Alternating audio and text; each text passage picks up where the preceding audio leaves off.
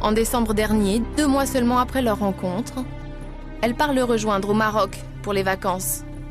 Mais auparavant, Jamel lui aurait demandé de prendre une précaution inhabituelle.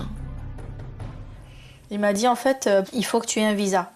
Et ce visa-là, tu ne l'obtiendras pas sans une certaine assurance qu'il appelait assurance invalidité décès. Julie n'a rien à débourser. C'est Jamel qui verse les mensualités. Avec ses assurances, si Julie meurt, il peut toucher plus de 5 millions d'euros d'indemnité. Julie ne se méfie pas. Pour moi, on me disait 100 000 euros, 1 million d'euros. Pour moi, c'était pareil.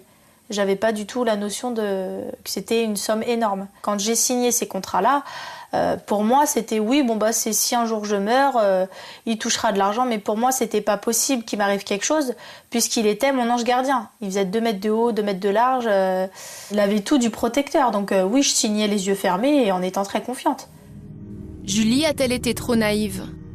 En tout cas, son voyage au Maroc va très mal se passer. Le jour de son arrivée à Marrakech, alors qu'elle conduit seule une voiture de location, un autre véhicule la percute par l'arrière. Julie se retrouve inconsciente dans le fossé. Son seul souvenir, plusieurs hommes seraient venus la rouer de coups pour l'achever.